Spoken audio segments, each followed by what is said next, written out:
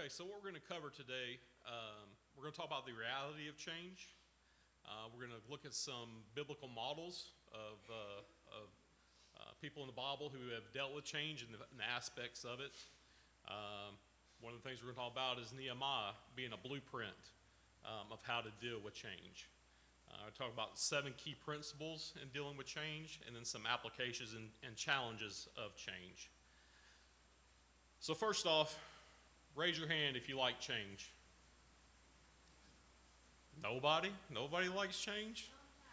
Sometimes. Sometimes change is necessary, right? Sometimes change is being a good thing. Jamie, Mr. Gillum raised his hand back there. But no, none of us really like change that much, right?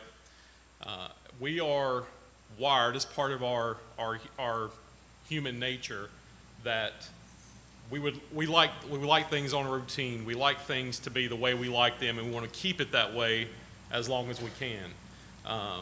That's just human nature. That's something that we fight not only in the church but in our everyday lives as we're out in the secular world. But one thing we have to realize: change is not coming; it's already here. Change is already here, and every leader. Every leader you know is either leading change, or being dragged by it. It's our responsibility as leaders to be an agent of positive change and not a victim of it. There was a study done in the business world about major changes when businesses do overhauls and really, and we're not talking about little things, but really shake up their business model and how they go about it. And it found that 70% of those changes failed. And that is all due to the leadership and how it was implemented in that business. So we're going to get into a little bit of that today. But it's like it says in Ecclesiastes 3:1, to everything there is a season, a time for every purpose and under heaven.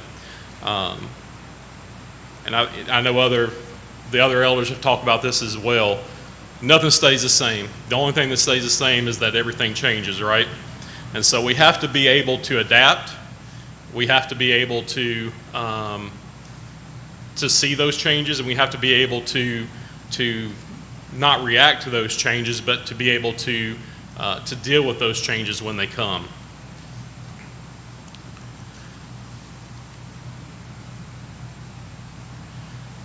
So as we're going to talk about, this lesson comes from Building Effective Leadership Teams by J.J. Turner.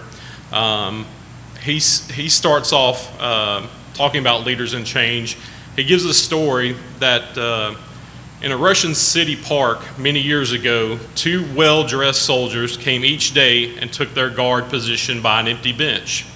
The ritual continued for many years. Then one day, a bright young lieutenant decided to find out why there were 2 guards in full uniform guarding this one empty bench.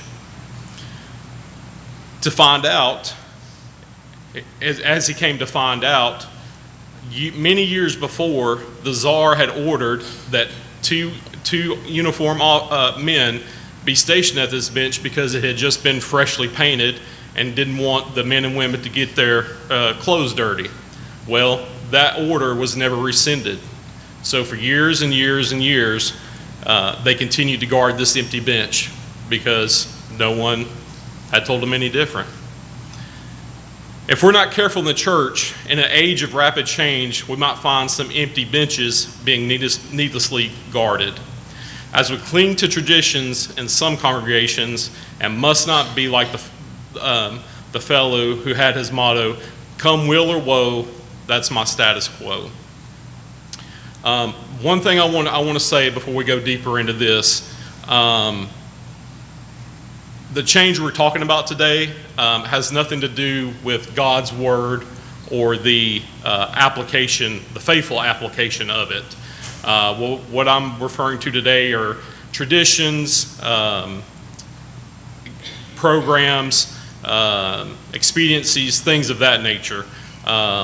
As it talks about, there will never be a need for a change in God's word, as talked about in 2 Peter verse 1, 1 and 3 in John 12:48. The Bible is our changeless God in a changing world. So many leaders find change difficult. Old ways of doing things are comfortable. They're like an old pair of shoes. You hate to give them up. It's not easy to break in. It's not easy to break with tradition and try new programs or methods. Successful leaders are those who have learned to understand and cope with change.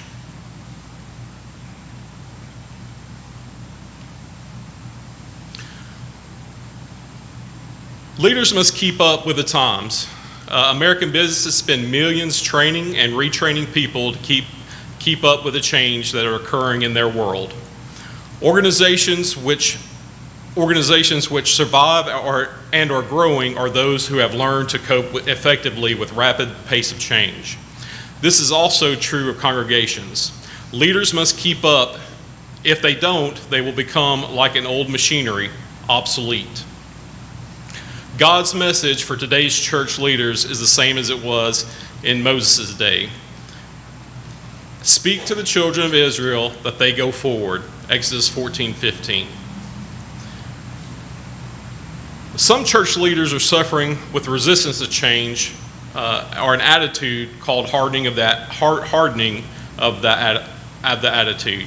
This is a costly alignment and hindrance to progress of a local congregation where it's practiced.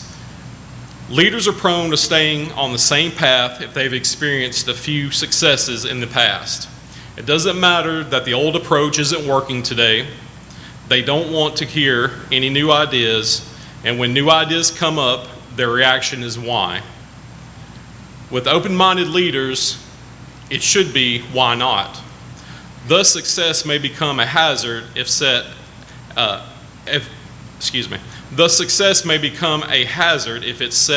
our attitudes against consideration of new methods or solutions that threaten to move us from comfortable pews. And many congregations are steadfast in this ideology of continuing to do the same thing over and over and over again. It needs to be pointed out that there are some leaders who are quickly to jump to any new method that they hear about. They are ready to do it right now, to get the congregation involved in it. This approach can be dangerous as well. It can be dangerous to the stability of the local work, as one lady put it in her congregation, where she was worshiping. She never knew what to expect from one week to the next. It's like a circus. We're always trying to outdo the last act. Again, that's not what a good leader is all about either. All changes should be first and obviously biblical. They need to be thought of. They need to be carefully weighed and prayerful in our prayer lives and patiently approached. Even then, change will be very difficult for some people. Wise leaders will remember this and pray for wisdom as they lead God's people. So let me stop there. Any comments or observations anybody wants to make so far? No? Okay. Yes, sir.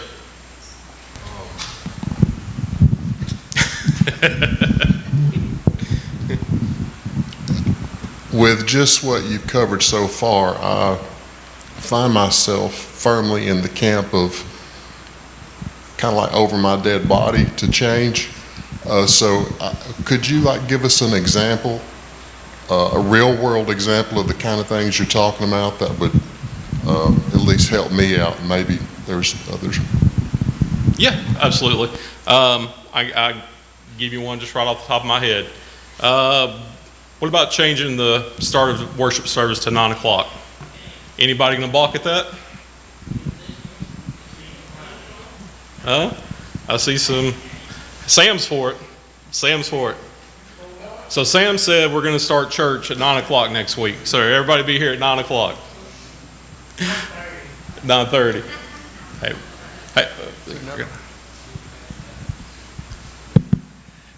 Another example that I experienced when I was an elder, and I've mentioned this, I think, in times past, but because of the noise, as teachers left to go to their classrooms, we had Bible class first, or second, the elders decided to have a prayer and then close the service with the song instead of the closing song first and then the prayer. And that way, the people in the back could hear the prayer without any problem. And yet there were so many people that complained that they thought that was unscriptural. And that's part of the problem we face in making changes. Yeah, absolutely. Thank you, Bob. But yeah, so those just, Sam, does that answer your question? Kind of a couple things there where, again, and I'm sorry, go ahead. That's all right, you didn't see my hand before. We went through it through COVID. You think about the changes that had to happen, and yet, you know, we have a pathway, a road. We don't want to go off on the ditch on the right hand. We don't want to go on the ditch on the left hand, but stay down the you know, so. Middle. And then you think about from that, even the Lord's Supper.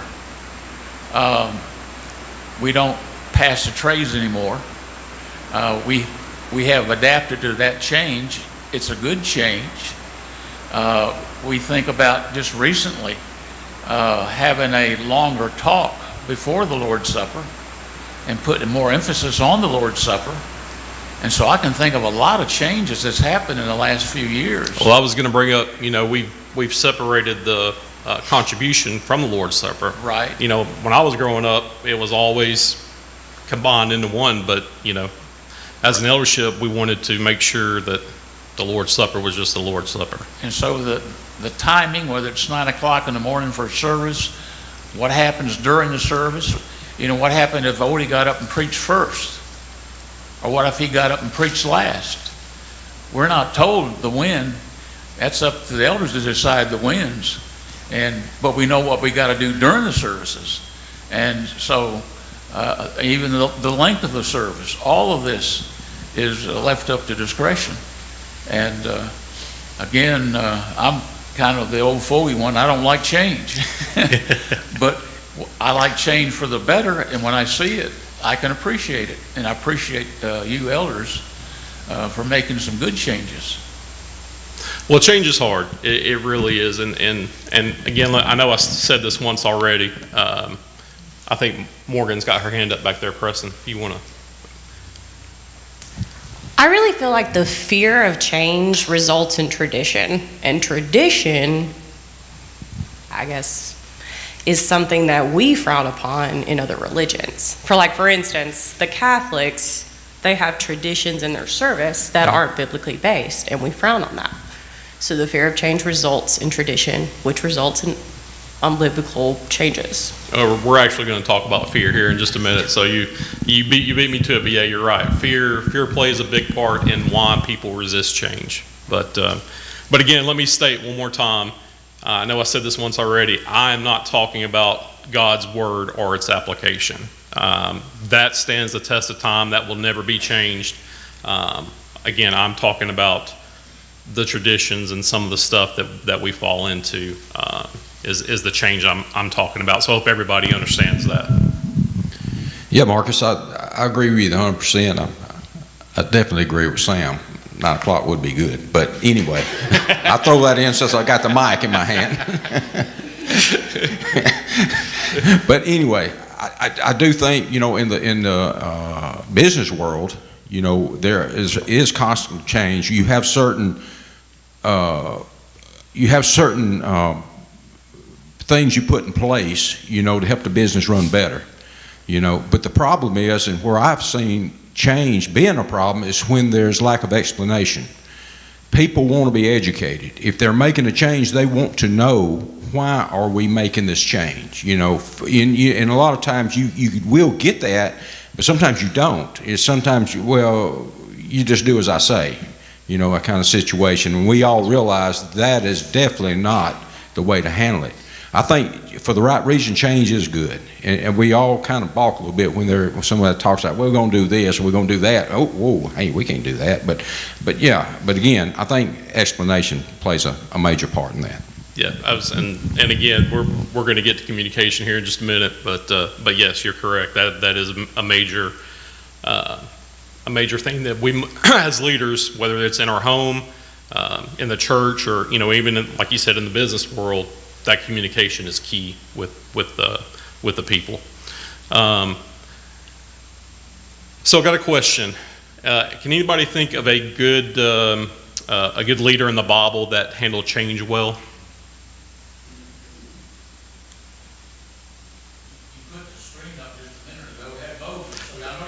Yeah, well, that's where we're going first. And I know Marty touched on this last week, but it's such a good example of leadership, especially how to deal with resistance in leadership. God called Moses to lead the Israelites out of Egypt, forming a new nation, a new identity, new laws, new lands, a new way of life. So what happened as soon as they get out of Egypt? Start complaining, right? The resistance starts. So much so that they were happy to turn around and go back to slavery instead of facing change, right? Even Moses' own family started to question him at times. When things got hard in the wilderness, the Pharaoh resisted, the people resisted. And again, like I said, they said it'd be even better for us to serve the Egyptians than to die in the desert. Moses had to learn 3 lessons that change leaders eventually face. People fear loss more than they value gain. The Israelites did not hate the promised land. They feared losing the little security that they had known. You cannot lead change alone. Moses almost burned out until his father-in-law Jethro said, what you're doing is not good. You will surely wear out. And delegation became a part of the change strategy. And again, I think Marty touched on that last week as well. And third, there's a mindset change that takes longer than structural change. It took 40 years in the wilderness for that slave mentality to die off. New structures without new thinking creates frustration. So what are some of the things we can take away? Leaders must be prepared for emotional and spiritual resistance that always accompanies significant change. We have to expect it, but you can't take it personal. And we must be able to address it with truth and grace. So the other biblical model I wanted to look at this morning as well is the story of Nehemiah. So Nehemiah, what happened with him? Anybody tell me?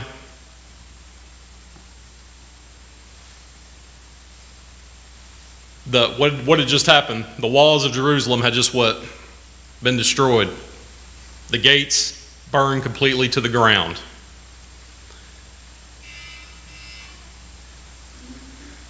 So what did Nehemiah do? Well, first, he started with prayer.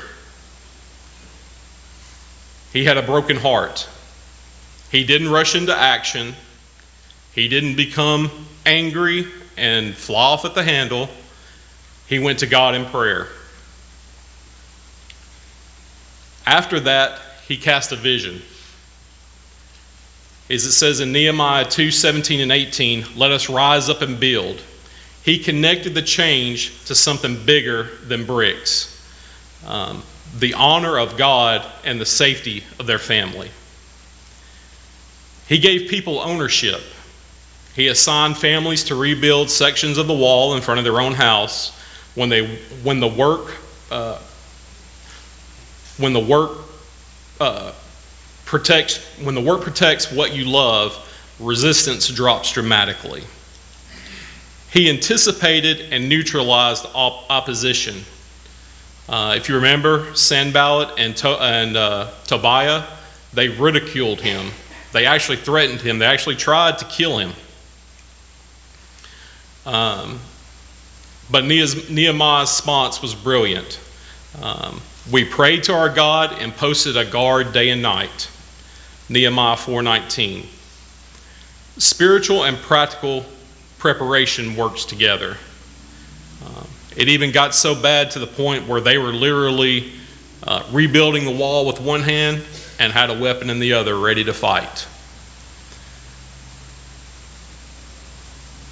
Change requires both construction and protection.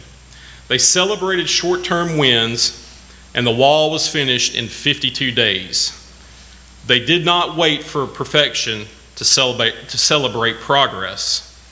They anchored the change in a renewed commitment to God's word, Nehemiah 8:9.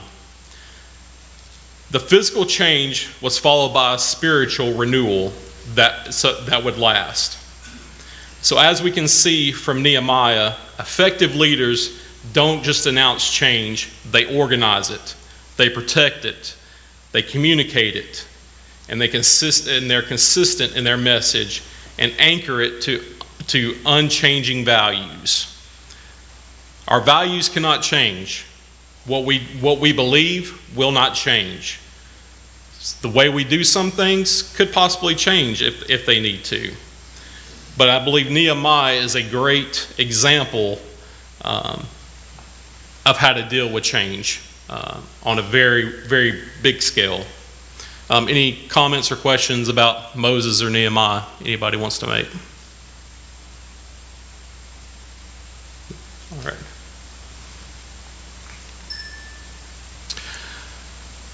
So there are 7 principles I want to run through, and I believe they're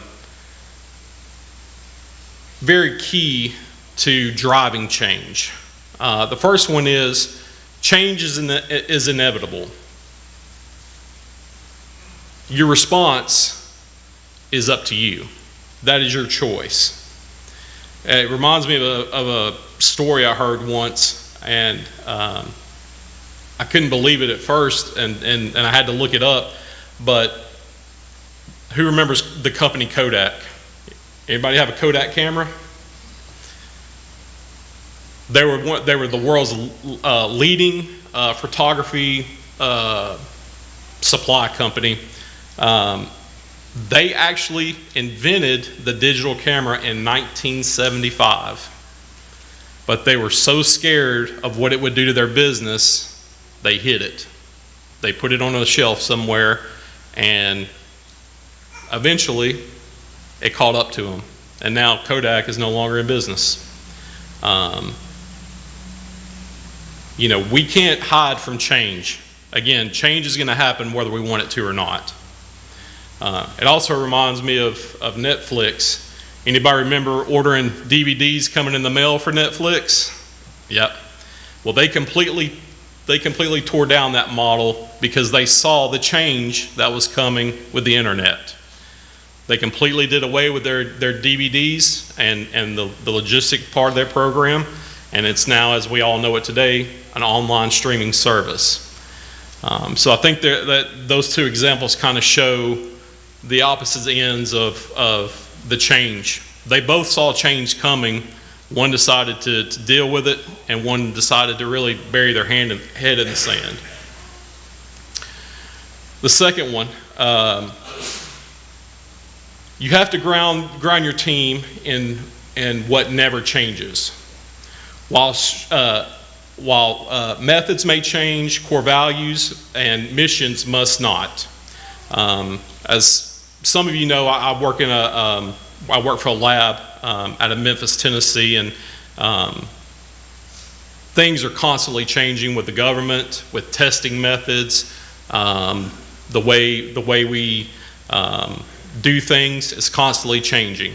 Well, not only are things changing from an outside perspective, my company was actually sold 2 months ago to a private equity company. So now there's change from within and also from without. And yeah, Brad, it's been kind of rough sometimes, to be honest with you, dealing with that business change. But the values that we stand for never change. Patient care, the integrity that we do our business with, that can never change. Just like in the church, God's word will never change. The way we apply God's word will never change. That will always be grounded in what we do. Principle number 3, over communication. People don't resist change as much as they resist vague change. I remember hearing a story about one eldership who spent 6 months explaining why they were shifting some aspects of their worship. When the change came, resistance was minimal because people understood the purpose behind the change. So as leaders, it's our responsibility to communicate that with everyone and everyone understand why. Number 4, involve the team early. Ownership kills resistance. Nehemiah gave people a section of the wall that mattered to them. When you're implementing new processes, new rules, whatever it may be, ask yourself, who can help shape this? Involvement creates buy-in that announcements never will. Going back to Nehemiah, if you're building a section in front of your home, how well are you going to build that section of wall in front of your home, Ed? Best you got, right? You're going to make sure that's going to stand up to the test of time, right? That's ownership, and that's what we have to give when doing change.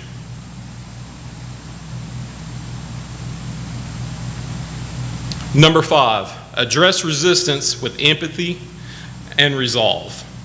Resistance is usually fear wearing a mask. We have to be able to listen and then lead. Reminds me, there was a baseball coach who tried to install a new defensive shift system. The veteran players pushed back hard. Instead of forcing it, he had them come watch film on how the shift created outs for their team. He respected their experience while still moving forward.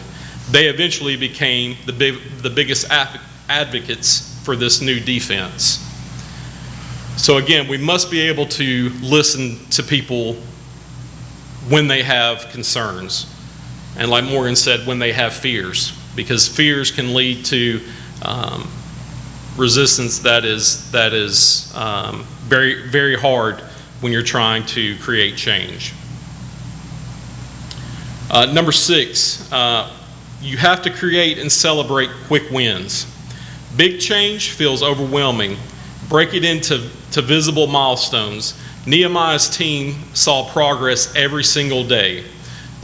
So in your world, when you're trying to implement change, try to do it in a way where you can implement quick and quick wins and have that done as many times as possible. And then the last one, anchor the change so it lasts. The final step in leading change is making sure it doesn't revert when you're not looking. This means new habits, new stories, new trainings, and new recognition systems. Mr. Turner talks about in his book, emphasize that effective leadership teams change into the culture, not just the calendar. Change has to be part of any new culture, and it must be, again, it must be protected and it must be looked after. Any questions or any comments about the Mark? One point I read somewhere, and I thought it was very good, on vision and also in overcoming resistance, is not just selling the what. you're doing or what your vision is, but the why behind it. Right. That is so critical. If people understand, what you're facing and the challenges that you're are aware of, a lot of times people are going to be much more open to the what of the vision or the what of the change. Correct. Yep. Thank you, Marty. So what are some reasons why people find change difficult? Morgan brought up fear. People fear change. Can anybody think of any other reasons why? Morgan's got another one back there. Lack of consistent change that results in people fearing change at all. Okay. Anybody else? So some of the reasons why people fear change: when pressure has to be applied to bring about change, there will be resistance. Anytime that we have to really pressure change, there's always going to be those who resist that pressure, whether it be out of fear or for some other reason. That's just a part of human nature. Fear of the unknown is a major reason for resistance, and I think, as Morgan pointed out, we've kind of talked about that one already. Many resist change because of the negative experience in the past. They don't want it to happen again, and they had rather maintain the status quo. I think we've all seen this either in our own lives or in the the lives of our families and friends. They have one bad experience with something and they never want to try it again. I know people who went swimming for the first time as a little kid. They had, bad experience, almost drowned, and they're scared to death to ever get back in the water again.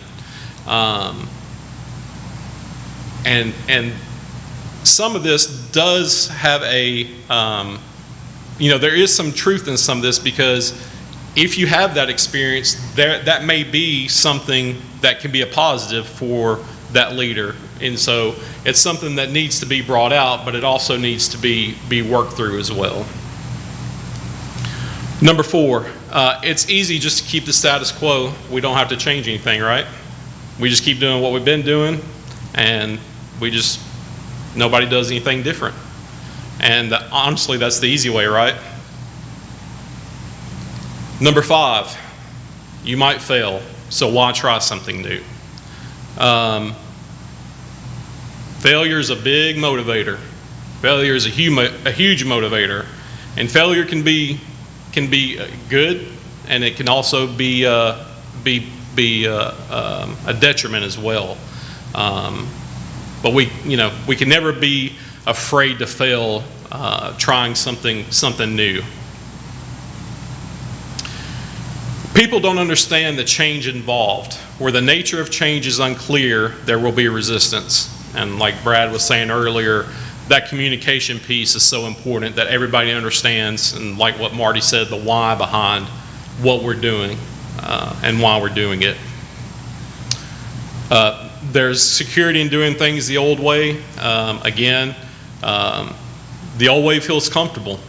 The old way is something we're used to. Many resist change due to a negative attitude. Anybody knows those people who are just, it's a no, no matter what? No matter how good it is, it's an automatic no. I got to be honest with you. Sometimes in my house, the first answer I give is no. And I got to do a better job of not resisting change sometimes. I know I could do a better job of that. Some people practice reaction instead of action. They let emotions override their logical approach to facts. Whether it's in the church or in our home lives or whatever, we can't let life just happen to us and then react. Does that mean we can obviously know every situation that's going to come up in the future? No. Like Ed said, who saw COVID coming? I didn't. And there's no way anybody else could, But we have to be able to not react to just life happening to us. Biblical ignorance. They equate tradition with biblical doctrine. And again, I think Morgan talked about that a little bit. They don't want to deal with the problems and challenges that change brings.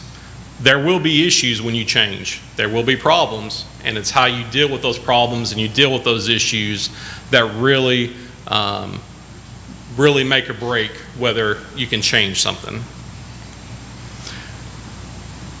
It may mean that they have to get involved. They are content with a spectator's approach to Christianity. Change. I worked for a guy when I first started. When I first got out of school, and his rule was, if you came to him with a problem, you better come with a solution. And so I fear some of us don't want change because it might mean we might have to get outside our comfort zone. We all need to get outside of our comfort zone. And some are afraid of what others will think. That is a real fear, and peer pressure can be very, very discouraging sometimes. And then the last one, where there's a lot of opposition to change, most will be affected to resist change. I'm sure you've all heard of the mob mentality. If a bunch of people get on one side of a bandwagon, it's a lot easier for more people to jump on.